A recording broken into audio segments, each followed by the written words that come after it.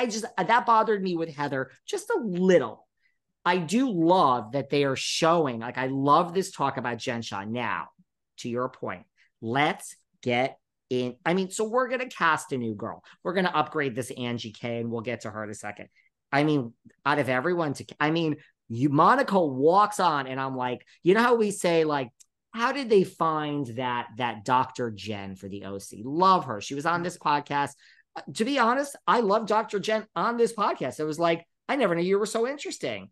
But when they cast someone that first season, you're like, man, what a mistake. That Mia Thornton. What a mistake. But then when you have an Erica Jane, a Dorinda, a Dorit, when it comes later in the franchise, and you're like, wow, you guys got it. This Monica, to me, she's got legs.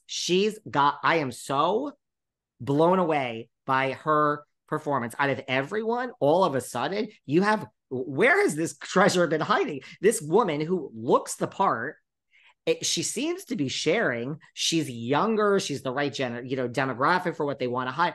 This was Jen Shah's assistant? What?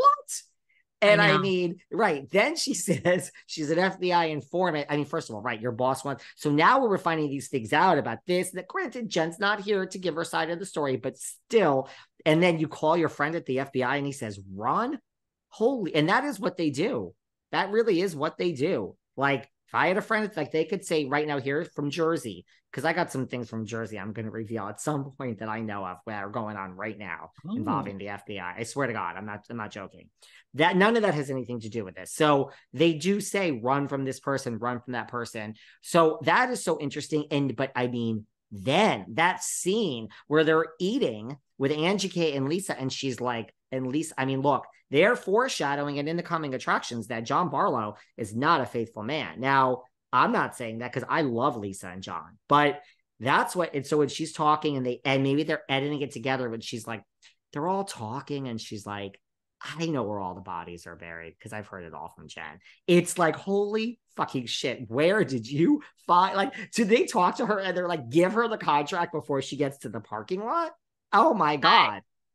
I couldn't agree more. I couldn't agree more. I love it. I think she's so great. She's so good in the mix. I mean, they nailed it. I wasn't able to find who's the production company. Every time you Google who's producing Real Housewives of New York, it just comes up. You say season. Why don't you say season 14? I'm just saying. Just an idea. But I love this Monica. I think that's great. I mean, she does know. I think when she starts telling stories about like when Lisa called Jen and, so I mean, we got some history. What a great find. And upgrading Angie K. Listen, Angie K, I love to clock people. I have a bag fetish. All my bags are real. That's just my thing. So when she showed that bag, like I have lots of bags that are only 6 in the world, girl. But anyway, it's not about me and it's not about my brag. I knew that bag right away. So I love a person that really has the money on Housewives to back it up. Again, there's nothing better about someone because they have money in the world. But isn't that the brand that we're supposed to be watching? So I love when it is all real and the Gucci glasses and, the Versace or whatever it was, that blue Versace, and then the bag from Fenton. So I love, so she's like the real deal as far as like, she has the finances. I think upgrading her was a great idea. I'm really loving this. Shed Media, by the way, is doing season 14 of RHONJ. Right, that's what I thought. Okay, they're really good. Okay, they're really good. Right, so they did the RHONJ. They did the first RHONJ for us.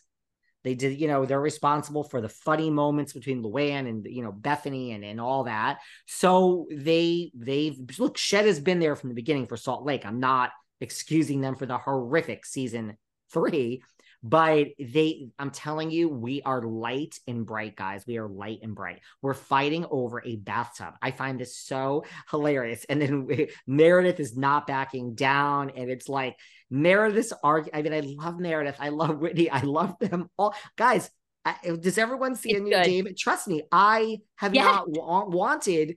I've had no agenda in hating the OC and hating Atlanta. I agree with you. I think, guys, we have to have an Atlanta reboot. I don't think it's going to work with. I love Kenya. I love Kenya more. People think I don't love her because cousin Courtney trashed her on my podcast.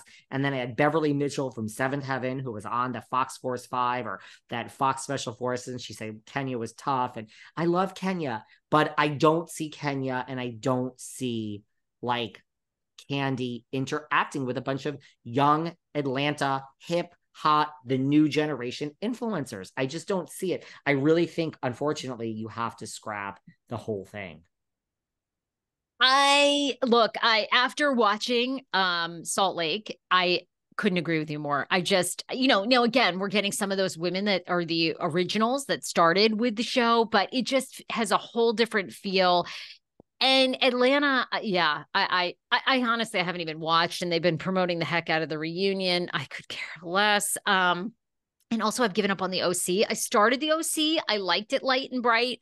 When they went out on that rinky-dink boat that you and I could charter, and that was, I don't know, Gina's party, or I had to give up. I don't know. Like I agree with you. I think Salt Lake is bringing what appears to be the cash, the affluence. The snow. I love the snow. Yeah. I mean, it's really good. Right. I love the dark foreshadowing of like this woman. I mean, it's not just Lisa, but and then we see Meredith in a scene with Lisa. She references, you want to hear about your husband? So I don't know. It's like, listen, this is the whole thing on Jersey. People say Joey Gorga has deep, dark secrets and this and that. It's like, maybe this is just a known thing around Salt Lake about like John Barlow. And I really don't know. Listen, you know what I also love? He doesn't look like it, but I mean, everybody's capable of anything. But John Barlow, I love Lisa. I've interacted with Lisa. She was on this podcast. We've DM'd. I really, when you appeal to me as a person, sure. I don't really care about everything else. Lisa's been great to me, and that's all I care about. I think this is such a great, and I do like the fact that, right, no, I mean, not only do I not miss Jen, it's like, look, I say this all the time, when you become bigger than the show, you get fired. Dorinda, Vicky Gumbelson, Lisa Rinna, yeah, Vicky's back, I get it, but I mean, Jen sucked the life out of the room, so I actually am enjoying this ensemble cast. If you think about it, if this continues, we're not going to have to switch this cast up. I mean, no one, like the Kyle Richards and Luann de Lesseps, these to me are the models of what to do as a housewife. Everyone has an issue with Kyle. Kyle should be a case study, as should Luann, of what to do for a housewife. You have to stay in the middle. Bring it, fight, bring it up, but share your life. Don't go wild. Dorinda Medley, don't go wild, because Lisa Rinna, so I think this Salt Lake group, no one's going to go there.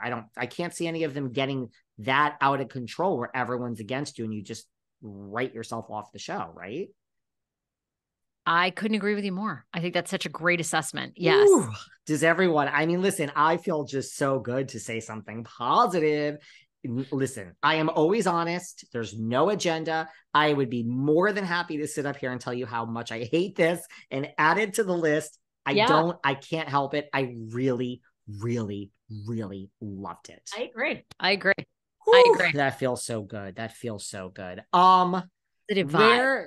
you know what we need to go to next? And by the way,